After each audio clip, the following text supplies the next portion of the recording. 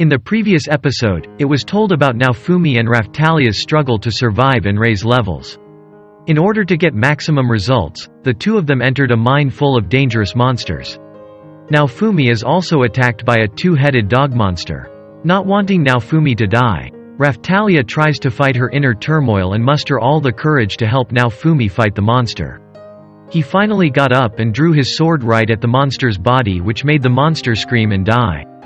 Before entering the content of the story, for those of you who have just discovered this channel, please subscribe to this channel first, and don't forget to turn on the notification, so that you all don't miss the latest content from us. Alright guys, prepare yourselves, and this is Tate no Yuusha no Nariagari episode 3.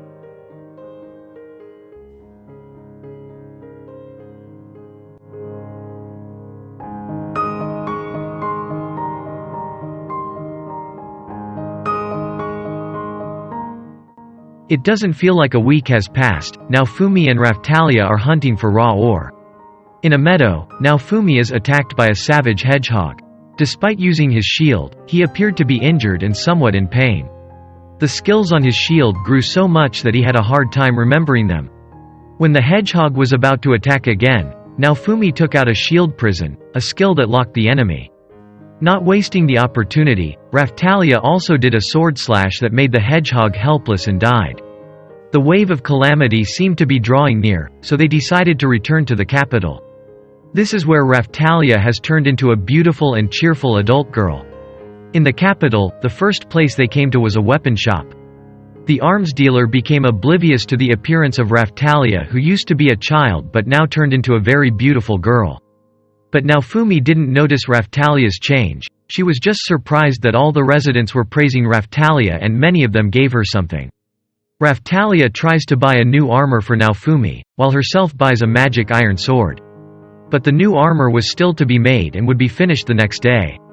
The next day, as promised, the clothes ordered for Naofumi were finished.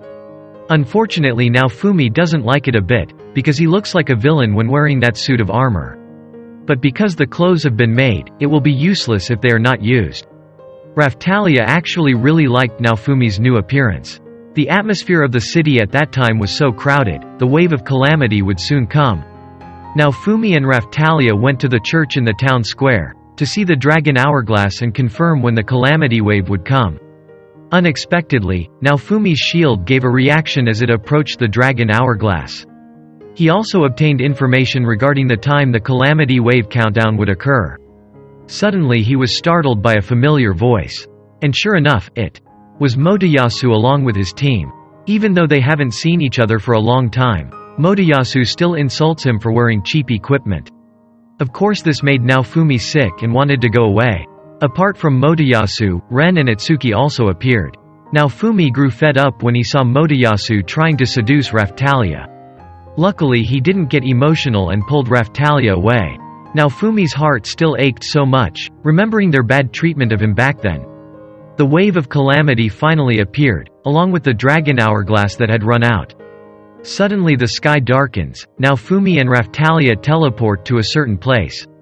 The dark sky gave rise to countless monsters. It turns out that they teleported close to Loot Village, the village where they hunted for raw ore.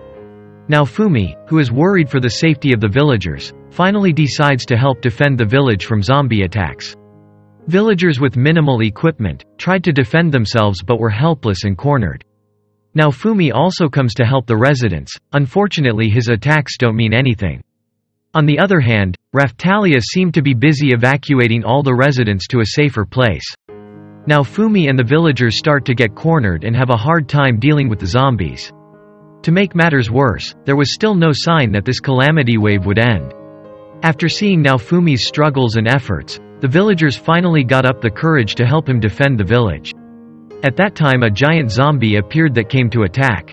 Naofumi also tried to hold back with all his might in order to give enough time for the residents to escape. Luckily at that time Raphtalia came and provided assistance.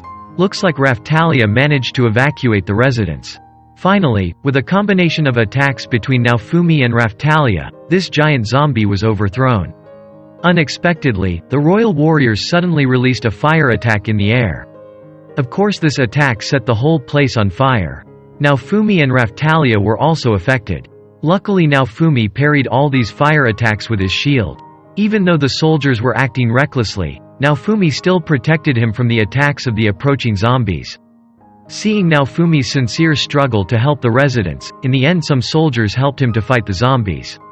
However, some of the soldiers stayed away, and helped other heroes who were facing the main boss. The enemy boss was finally defeated by 3 other heroes. The wave of Calamity had finally ended.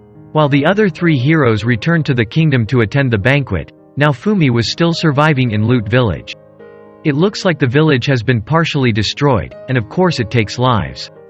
All the attacking monsters have been defeated. The villagers are very grateful for Naofumi's help as the hero of the shield. The dragon hourglass looks to have reset from scratch automatically and starts the countdown to the next wave of Calamity.